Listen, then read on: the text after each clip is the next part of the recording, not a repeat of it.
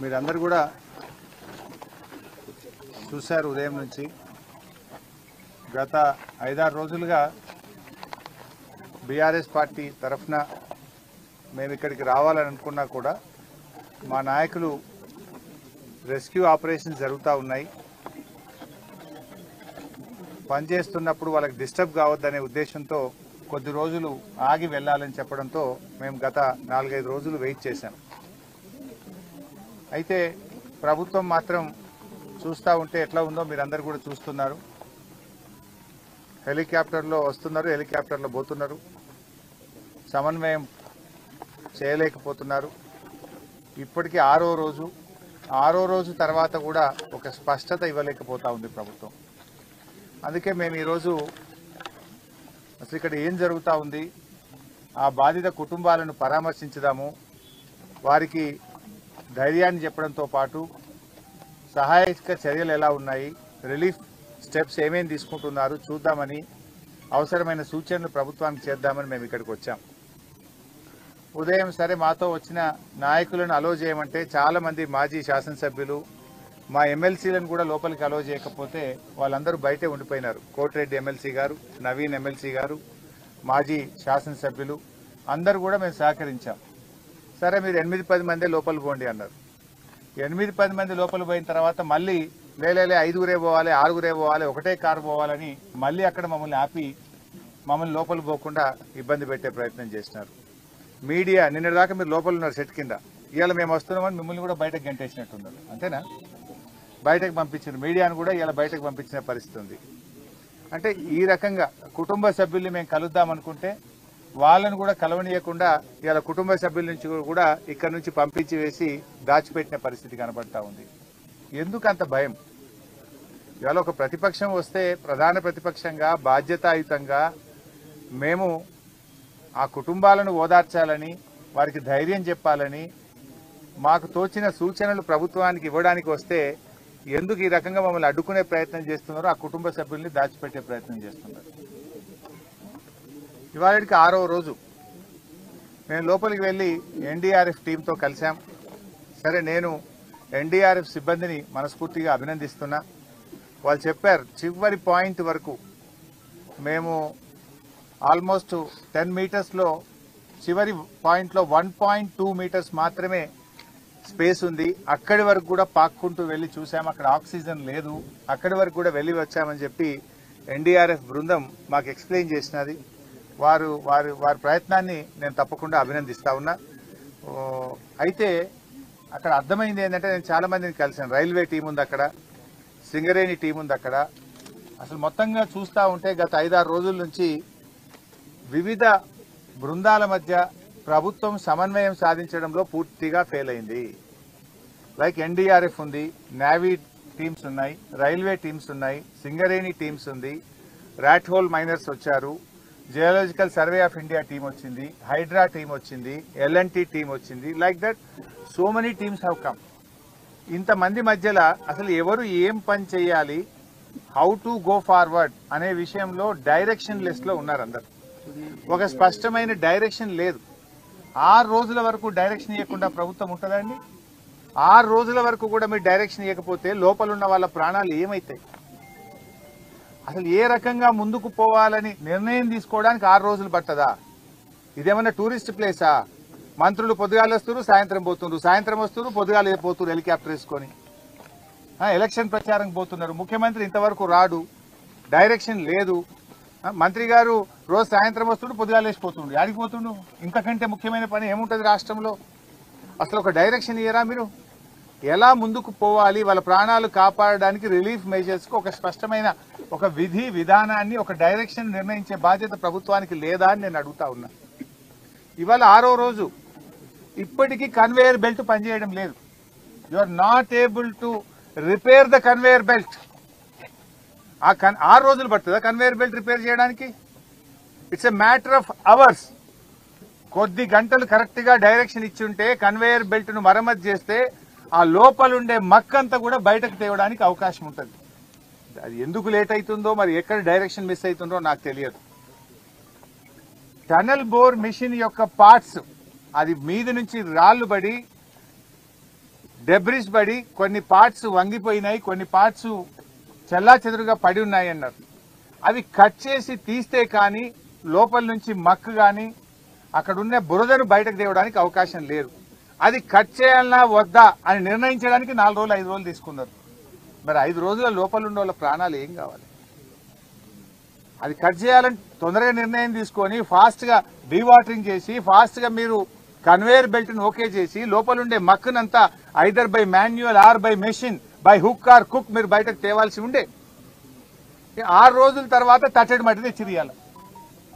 6 రోజులు 8 ప్రాణాలు ఏమైతాయి? 8 మంది ప్రాణాలు కాపాడడం పట్ల మీకున్న చిత్తశుద్ధి ఇదేనా? అసలు ఏం జరుగుతుంది? అసలు డైరెక్షనే లేదు మీకు ఇంతవరకు. గా బెల్ట్ ఇప్పుడు మంత్రి గారి స్టేట్మెంట్ నేను టీవీలో చూశాను. 2 రోజుల్లో అంతా అయిపోతుంది, ఆపరేషన్స్ బయటకు వస్తారు అని మాట్లాడాను.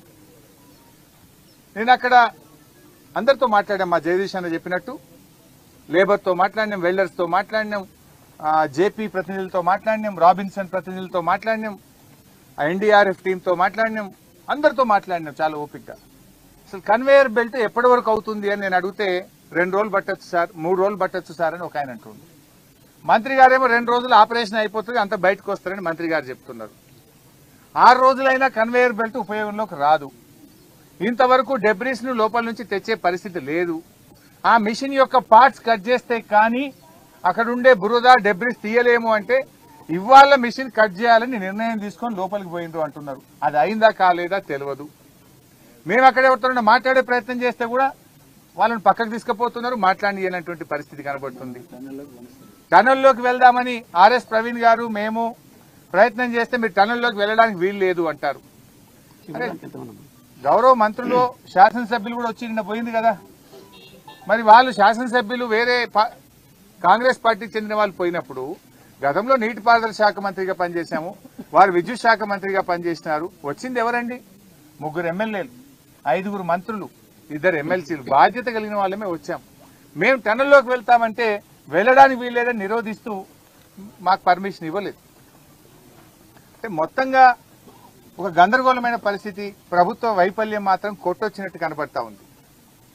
బాధ కలిగే అంశం ఏంటంటే మేమేమో బాధ్యతతో సంయమనంతో రిలీఫ్ మెజర్స్ కొనసాగాలి, పాపం ఆ 8 మంది ప్రాణాలతో బయటకు రావాలని మేము సహకరిస్తూ వచ్చాం. కానీ మీరేం చేస్తున్నారు? రాజకీయాలు చేస్తున్నారు. ఉత్తమ్ కుమార్ రెడ్డి గారు ఇక్కడ కూర్చొని మాట్లాడతాడు, గత ప్రభుత్వ నిర్లక్ష్యం వల్ల టనల్ కూలిందట. సిగ్గుండాలే మాట్లాడడానికి. ఏం మాట్లాడుతున్నాను? గత ప్రభుత్వానికి ఇక్కడ ఇప్పటికి ఏం సంబంధం? మీరు పని ప్రారంభించేటప్పుడు జియాలజికల్ సర్వే ఆఫ్ ఇండియా మీకు ముందుకు పోవడానికి అనుమతి ఇచ్చిందా? ఇస్తే రిపోర్ట్ బయట పెట్టండి. లేదు, national institute of rock mechanics వాళ్ళని పిలిచి మీరు వాళ్ళ యొక్క ఒపీనియన్ తీసుకొని ఇక్కడ ఒక వ్యాలీ ఉంది ముందుకు పోవచ్చా, పోతే ఎలాంటి జాగ్రత్తలు తీసుకొని ముందుకు పోవాలో పర్మిషన్ అడగాలి. అడిగారా? ఉంటే రిపోర్ట్ బయట పెట్టండి. ఆదరబాదరగా ఆగమాగం చేసి ఇలా ప్రాణాలు బలిగా ఉన్నారు, ప్రాజెక్టు కుప్పగూలిపోయే పరిస్థితి తెచ్చినారు. ఇక్కడ నుంచి ఆయన మాట్లాడతాడు, అసలు గత ప్రభుత్వం పనే చేయలేదని మాట్లాడతాడు ఉత్తమ్ కుమార్ రెడ్డి గారు. మీరు చదువుకున్న వాళ్ళు, విజ్ఞానవంతులు, ఒక మంత్రిగా ఉన్నారు, రికార్డు చూసుకోండి. 9 ఏళ్ల కాంగ్రెస్ ప్రభుత్వంలో ఎస్ఎల్బీసీ ప్రాజెక్టులో 3,300 కోట్ల రూపాయల పని జరిగితే మా 9 ఏళ్ల బీఆర్ఎస్ పాలనలో 3,900 కోట్ల రూపాయల పని ఈ ప్రాజెక్టులో జరిగింది. అంటే మీకంటే 600 కోట్ల రూపాయల పని మేము ఎక్కువగా చేశాము. మాకు 2 ఏళ్లు వరుసగా కరోనా వచ్చింది. ఇంకా కరోనా వచ్చిన 10,000 లీటర్లు పర్ మినిట్ సీపేజ్ వచ్చినా, చాలా ఇబ్బందులు వచ్చినా కూడా దాదాపు 12 కిలోమీటర్ల టనల్ మేము పూర్తి చేశాము. దిండి బ్యాలెన్సింగ్ రిజర్వాయర్ ను, పెళ్లిపాక బ్యాలెన్సింగ్ రిజర్వాయర్ ను, ఈ ప్రాజెక్ట్ లో భాగంగా ఉన్నటువంటి రిజర్వాయర్లకు ల్యాండ్ ఎక్విజిషన్ R&R చేసి ఆ ప్రాజెక్టులను 90% పూర్తి చేశాము. నిజాలు ఇది. కానీ మైకుల ముందు నోటికొచ్చినట్టు గత ప్రభుత్వం పనిచేయలేదని మాట్లాడతాడు. ఇంకో మంత్రి జూపల్లి గారు, మీరే సాక్ష్యం, 5 కిలోమీటర్లు చేసినమాట మేము. 12 కిలోమీటర్లు పనిచేస్తే ఆయన మా ప్రభుత్వంలో నేను నీళ్ల మంత్రిగా ఉన్నప్పుడు నాతో పాటు సహచర మంత్రిగా ఇదే టన్నెల్లో నాయంబడి వచ్చిండు. ఆ రోజు లోపలికి వచ్చి చూసిండు, నాతో పాటు పనులను సమీక్షించిండు. ఇవాళ పార్టీ మారగానే ప్లేట్ ఫిరాయించి నాలుక మడమ తిప్పిండు, మట్ట పెట్టిండు. ఇదేం పద్ధతి నాకు అర్థం కాదు. దివాలా కోరు దిగజారు రాజకీయాలు చేయకండి. ఇప్పుడు కూడా ఇంకా మేము చాలా విషయాలు మాట్లాడాల్సి ఉన్నా సమయం సందర్భం కాదని మేము వెయిట్ చేస్తా ఉన్నాం. ఇప్పటికైనా సమన్వయం సాధించండి. ఆ బృందాల మధ్య వేగంగా డెబ్రిస్ తీయడానికి, ఆ డెబ్రిస్ తీస్తే కూడా మళ్ళీ పైనుంచి ఏమైనా కూల్తుందా, ఎలా ఉంటది అనేది కూడా ఎక్స్పర్ట్స్ ఒపీనియన్ తీసుకోండి. జాగ్రత్తగా చేయండి. పనిచేసే వాళ్ళ ప్రాణాలకు కూడా మళ్ళీ ఇబ్బంది రావద్దు. మీరు మక్కు తీస్తుంటే మళ్ళీ పైనుంచి ఇంకా ఫర్దర్ గా ఏదైనా పడే ప్రమాదం ఉందా, దాన్ని ఎలా తీయాలి, ఏం జాగ్రత్త, ఎక్స్పర్ట్స్ ఒపీనియన్ తీసుకోండి. జాగ్రత్తగా చేయండి. పనిచేసే వాళ్ళ ప్రాణాలకు కూడా మళ్ళీ ఇబ్బంది రావద్దు. మీరు మక్కు తీస్తుంటే మళ్ళీ పైనుంచి ఇంకా ఫర్దర్ గా ఏదైనా పడే ప్రమాదం ఉందా, దాన్ని ఎలా తీయాలి, ఏం జాగ్రత్తలు తీసుకోవాలో కూడా ఎక్స్పర్ట్స్ నుంచి ఒపీనియన్ తీసుకొని జాగ్రత్తగా చేయండి, వేగవంతంగా చేయండి. ప్రతి నిమిషం కూడా ఇంపార్టెంట్. 6 రోజులు ఎంత కాస్ట్లీ అండి. ఇలా మీరు 6 రోజులు సమయాన్ని వృధా చేశారు. లోపల వాళ్ళకి ఆక్సిజన్ ఏంది, వాళ్ళ ఆహారం ఏంది, వాళ్ళకి మంచినీళ్ళు ఏంది, మంచినీళ్లు లేకుండా, గాలి సరిగ్గా అందకుండా, ఆహారం అందకుండా వాళ్ళ ప్రాణాలు ఏం కావాలి? ఒకసారి వాళ్ళ స్థానంలో ఉండి ఆలోచించాలి మీరు. ఇలా వాళ్ళు ఇతర రాష్ట్రాలకు చెందినటువంటి వాళ్ళు. కేసీఆర్ గారు ఉన్నప్పుడు కరోనా వచ్చినప్పుడు ఇతర రాష్ట్ర కూలీలను కూడా మీరు మా రాష్ట్ర అభివృద్ధిలో భాగస్వాములు అని చెప్పి గౌరవప్రదంగా ట్రైన్లు ఇచ్చి భోజనం పెట్టి వాళ్ళని స్వరాష్ట్రాలకు పంపించి గౌరవించుకున్నాం. కానీ ఈరోజు మీరు ప్రాణాలకు తెగించి మన రాష్ట్రం కోసం ప్రాజెక్టు కడుతున్న వాళ్ళ ప్రాణాలను కాపాడడంలో నిర్లక్ష్యం వహిస్తా ఉన్నారు. 6 రోజులైనా ఇప్పటిదాకా డెబ్రిస్ రిమూవల్లో కానీ మీరెక్కడ కూడా ఒక సరైన నిర్ణయం తీసుకోలేదు. సో దయచేసి వేగవంతంగా పనులు చేసే ప్రయత్నం చేయండి. అసలు మీ ప్రభుత్వం, రేవంత్ రెడ్డి గారు ఢిల్లీలో పోయి మాట్లాడతాడు. ఆయనకేమో ఇక్కడికి వచ్చి చూసే టైం లేదట. కరీంనగర్ కో, ఆదిలాబాద్ కు, నిజామాబాద్ కు ఎలక్షన్ ప్రచారానికి పోతున్నాడు రేవంత్ రెడ్డి. హెలికాప్టర్ వేసుకొని ఆయన ఎలక్షన్ ప్రచారానికి పోతే ఈ మంత్రి గారు నాకు హెలికాప్టర్ లేదని నేను హైదరాబాద్ ఉన్నాడు. హెలికాప్టర్ ఉంటేనే వస్తాడు ఇక్కడికి. ఒకనాడు హెలికాప్టర్ దొరకలే. రేవంత్ రెడ్డి వేసుకొని ఎలక్షన్ ప్రచారానికి పోతే ఉత్తమ్ కుమార్ రెడ్డి గారు హెలికాప్టర్ లేదని హైదరాబాద్ లో ఉన్నాడు. ఆ రోజు రాలే. అంటే ఈ ముఖ్యమంత్రి గారికి, ఈ ప్రభుత్వానికి 8 మంది ప్రాణాలు ముఖ్యమా, ఎన్నికల ప్రచారం ముఖ్యమా? What is that you are doing? ఎట్లా పోతాడు? ఎందుకు రేవంత్ రెడ్డి గారు ఇక్కడికి రాలేదు? ఎందుకు ఒక లైన్ ఆఫ్ డైరెక్షన్ ఇవ్వడంలో ఫెయిల్ అయిండు? ఎందుకు రేవంత్ రెడ్డి గారు సమీక్షించలేదు ఇక్కడికి వచ్చి? ఎందుకు ఆ కుటుంబాలను ధైర్యం చెప్పే ప్రయత్నం చేయలేదు? నేను అడుగుతా ఉన్నా. ఎలక్షన్ పోవడానికి తీరిక ఉన్నది నీకు. చాలా ఆస్తి నష్టం, పంట నష్టం జరిగింది. ఇవాళటి వరకు ఆ ప్రాజెక్టు పునరుద్ధరించే పని జరగడం లేదు. సుంకిశాల కుప్పగూలిపోయింది. హైదరాబాద్ కు మంచినీళ్లు ఇచ్చే సుంకిశాల ప్రాజెక్టు మీ నిర్లక్ష్యం వల్ల, అవినీతి వల్ల ఇవాళ అది కూలిపోయినటువంటి పరిస్థితి ఉన్నది. పాలమూరు ఎత్తిపోతల పథకంలో భాగంగా నిర్మించిన వట్టెం పంప్ హౌస్ జలమయం అయిపోయింది మీ యొక్క నిర్లక్ష్యం వల్ల. ఇవాళ ఎస్ఎల్బీసీ టనల్ కూలిపోయినటువంటి పరిస్థితి ఏర్పడ్డది. 4 ప్రాజెక్టులు కూలిపోయినాయి మీ 15 నెలల్లో. ఏం చేస్తుంది ప్రభుత్వం? నేను అడుగుతా ఉన్నా. అసలు నీళ్లు, ఉన్న నీళ్లను కూడా కాపాడలే మీరు. శ్రీశైలం ఇప్పుడు అడిగలు చూస్తే మొత్తం ఖాళీ అయిపోయింది. మనకు శ్రీశైలం మీద మహబూబ్ నగర్ జిల్లా కల్వకుర్తి, నెట్టంపాడు, భీమా దాదాపు 2,50,000 ఎకరాలకు నీళ్లు రావాలి. మంచినీళ్లు మొత్తం ఉమ్మడి మహబూబ్ నగర్ జిల్లాకు కూడా దీని మీదనే ఆధారపడ్డది. మొత్తం శ్రీశైలం ఖాళీ అవుతా ఉంటే ఏం ప్రభుత్వం నిద్రపోతుందా? గుడ్లప్పగిచ్చి చూస్తుందా? ఎందుకు చేతగాక చేవలేనట్టుగా ఈ ప్రభుత్వం పనిచేస్తా ఉంది? ఇలా కల్వకుర్తి కింద 2,30,000 ఎకరాల ఆయకట్టు ఉంది. రేపు నీళ్లు తగ్గిపోతున్నాయి శ్రీశైలంలో. అక్కడి నుంచి ముచ్చెమర్రి నుంచి తీసుకుపోతున్నారు, పోతిరెడ్డిపాడు నుంచి తీసుకుపోతున్నారు. ఆపే బాధ్యత మీకు లేదా అని నేను అడుగుతా ఉన్నా.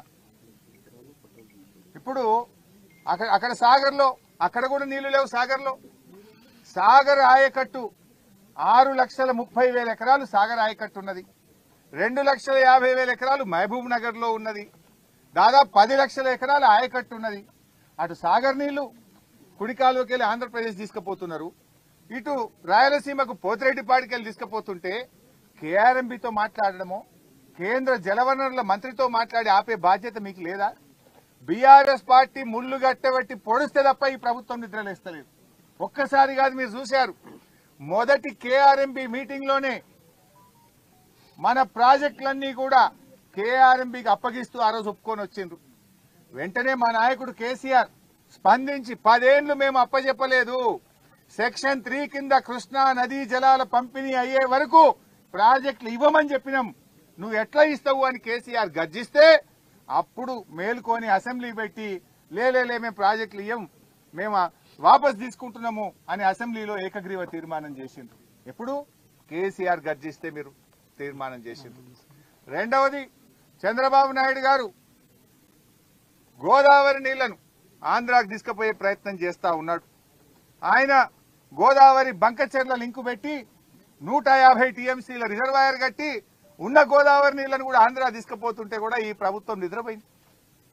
ఆ రోజు నేను ప్రెస్ మీట్ పెట్టి ఏం చేస్తున్నారు, ఆయన 2 సార్లు నిర్మలా సీతారామన్ గారికి ఉత్తరం రాసిండు, బడ్జెట్ లో నిధులు పెట్టిండు, ప్రణాళికలు తయారు చేసి ముందుకు పోతా ఉంటే కనీసం అపోజ్ చేసే బాధ్యత మీకు లేదా అని చెప్పి మేము ప్రశ్నిస్తే అప్పుడు బ్యాక్ డేట్ వేసి 3 రోజుల కింద డేట్ వేసి ఉత్తరం రాసిండు. ఇదే ఉత్తమ్ కుమార్ రెడ్డి గారు. 3 రోజుల కింద డేట్ వేస్తావా నువ్వు? నిజంగా 3 రోజుల కింద ఉత్తరం రాస్తే అదే రోజు ఉత్తరం ప్రెస్ కు రిలీజ్ చేయాలి కదా. నేను ప్రెస్ మీట్ పెట్టినాక 2 గంటలకు ఆదరబాదరగా ప్రెస్ మీట్ పెట్టి బ్యాక్ డేట్ వేసి లేలే ఈ ప్రాజెక్ట్ మేము అపోజ్ చేస్తున్నామని అప్పుడు ఉత్తరం రాసిండు ఈ ఉత్తమ్ కుమార్ రెడ్డి. అంటే రాష్ట్ర ప్రయోజనాలు మీకు పట్టవు, మీకు ఆపస్ల కొట్లాటున్నది, కుర్చీల కొట్లాటున్నది. మూడవది, మొన్న కృష్ణా జలాలు ఉన్న నీళ్లన్నీ కుడికాలువ ద్వారా రోజు 10,000 టీఎంసీలు పోతున్నాయి, 10,000 క్యూసెక్కులు రోజు పోతా ఉన్నాయి కుడికాలువతోని. అటు రాయలసీమ తీసుకుపోతున్నారు, మన పంటలు ఎండిపోతాయి. 10 లక్షల ఎకరాలు ఉంది హైదరాబాద్ మంచినీళ్లు, ఉమ్మడి నల్గొండ జిల్లా, ఉమ్మడి ఖమ్మం జిల్లా, ఉమ్మడి మహబూబ్ నగర్ జిల్లా, మహబూబాద్ జిల్లా, రంగారెడ్డి జిల్లాకు మంచినీళ్ళకి తిప్పలవుతుంది, ఏం చేస్తున్నాయా అంటే అప్పుడు కేఆర్ఎంబి చైర్మన్ దగ్గరికి పోయింది ఉత్తమ్ కుమార్ రెడ్డి. నేను అడిగినాక తెల్లారి మీటింగ్ పెట్టిండ్రు, ఏమని సెక్రటరీల మీటింగ్, అరే మా తెలంగాణకు అన్యాయం అవుతుంది నీళ్ళని పోయినాయని గప్పుడు నిద్రలేసారు. అంటే ప్రతిపక్షం ప్రశ్నిస్తే తప్ప ఈ ప్రభుత్వం స్పందించడం లేదు. రాష్ట్ర ప్రయోజనాలు కాపాడడంలో ఈ ప్రభుత్వం పూర్తిగా ఫెయిల్ అయిపోయింది, విఫలం చెందింది.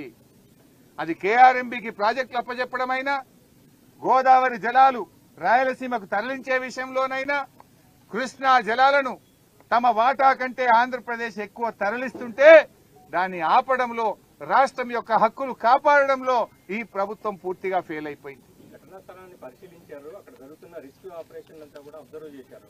మీ వెనుకనే రెస్ట్ తీసుకుంటున్నటువంటి ఉత్తమ్ కుమార్ రెడ్డిని వివరణ అడుగుతారా? ఈ 6 రోజుల పాటు ఏం చేశారు?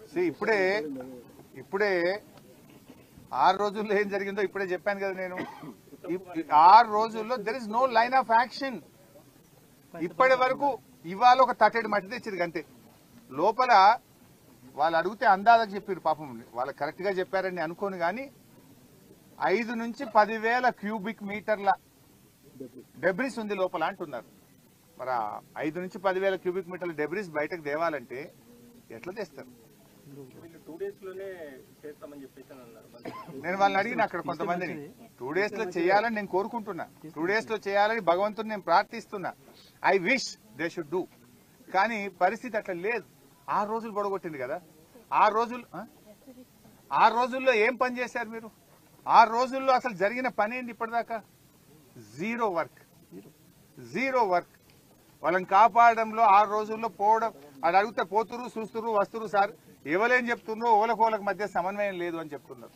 Line of direction, line of action, ఒక ప్రోగ్రామ్ ఇవ్వలేకపోయింది వీళ్ళు.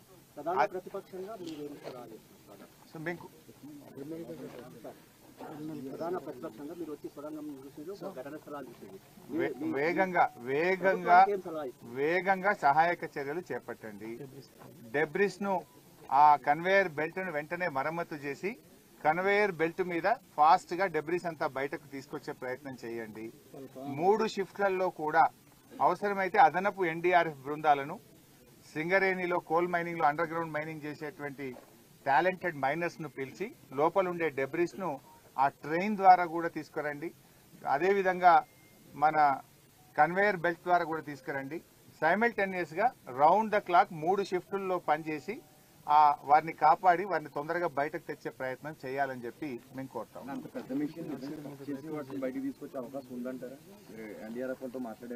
మిషన్ బయటకు తేవాల్సిన అవసరం లేదు ఇప్పటికిప్పుడు. ముందు డెబ్రిస్ తీస్తే ముందు మనం ఆ 8 మందిని మనం కాపాడుకోవాల్సిన అవసరం ఉంది. వాళ్ళకి ఇంతవరకు ఆక్సిజన్ పంపే ప్రయత్నం మన జరగాలి కదా. ఆ లోపల ఉన్న వాళ్ళకు వివిధ సోర్సెస్ లో మరి ఏ రకంగానన్నా ఇంకా లోపలికి పంపే ప్రయత్నం కానీ వాళ్ళని కాపాడుకునే ప్రయత్నం జరగాలి. ఇప్పుడు ఆ డెబ్రిస్ తర్వాత ఏముందో ఎవరికీ కనబడడం లేదు. మరి 6 రోజుల్లో ఇంతవరకు ఎందుకు డెబ్రిస్ తీయలేదు, ఎందుకు ఒక లైన్ ఆఫ్ యాక్షన్ చేయలేదు, ఎందుకు కన్వేయర్ బెల్ట్ ను ఆపరేట్ చేయలేదు, ఎందుకు ఉన్నటువంటి ఎగ్జిస్టింగ్ ట్రైన్ ద్వారా మీరు ఫాస్ట్ గా అక్కడ ఉండేటువంటి మడ్ ను కానీ డెబ్రిస్ ను తెచ్చే ప్రయత్నం చేయలేదు. ఒకవేళ ఆ మిషన్ యొక్క పార్ట్స్ అడ్డంగా ఉన్నాయి, అవి తొలగించడానికి ఇప్పుడు ఏదో అనుమతిస్తే ఇవాళ కట్ చేయడానికి పోయిందన్నారు. ఈ పని ఏదో 5 రోజుల కిందనో 4 రోజుల కింద ఎందుకు చేయలేదు? This is what we are asking.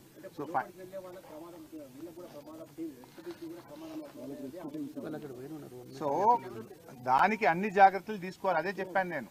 National institute of rock mechanics కానీ, అదే విధంగా నేషనల్ జియాలజికల్ సర్వే ఆఫ్ ఇండియాని కానీ చెయ్యాలి మీరు. ఇప్పుడు వైసాబ్ ఇదేమి మేము కాళేశ్వరం ప్రాజెక్ట్ లో 203 కిలోమీటర్ల టనల్ తవ్వాం, 203 కిలోమీటర్స్ టనల్ తవ్వాం. పాలమూరు దిండి ఎత్తిపోతల పథకంలో దాదాపు 100 కిలోమీటర్ల టనల్ తవ్వాం బీఆర్ఎస్ హయాంలో, 100 kilometres. Of course that tunnel is different, this tunnel is different, కానీ రిస్క్ ఆల్మోస్ట్ అదే రకమైనటువంటి జాబ్ ఉంటుంది. సో అలాంటిది మేము అక్కడ కూడా వచ్చింది. కాళేశ్వరంలో ప్యాకేజ్ 7 లో టనల్ మొత్తం కొలాప్స్ అయింది. 30 మీటర్లు గాలికి ఆకాశానికి సూర్యకిరణాలు వచ్చి టనల్ లోపల పడ్డాయి. అయినా మేము ఎక్స్పర్ట్స్ ను జమ్మూ కాశ్మీర్ నుంచి పిలిచాం, దాన్ని హ్యాండిల్ చేసినాం, జాగ్రత్తగా దాన్ని పూడ్చి ఇవాళ అద్భుతంగా దాని నుంచి ఇవాళ నీళ్లు ప్రవహిస్తున్నాయి. ఆ నీళ్లు ఇవాళ కాళేశ్వరం ప్రాజెక్ట్ లో భాగంగా పంట పొలాలకు, హైదరాబాద్ కు, తెలంగాణకు ఇవాళ త్రాగునీరు కూడా అందిస్తా ఉన్నాం.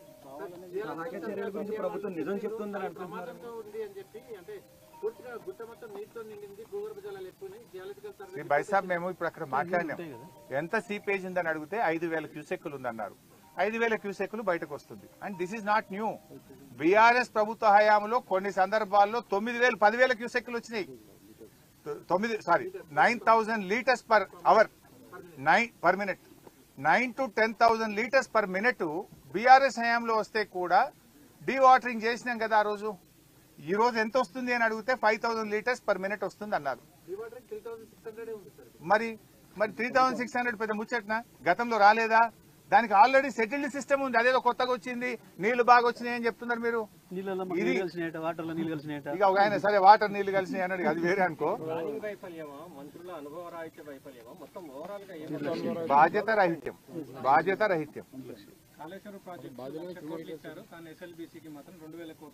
ఇప్పుడు చెప్పాను కదా బ్రదర్, వినలేదా మీరు?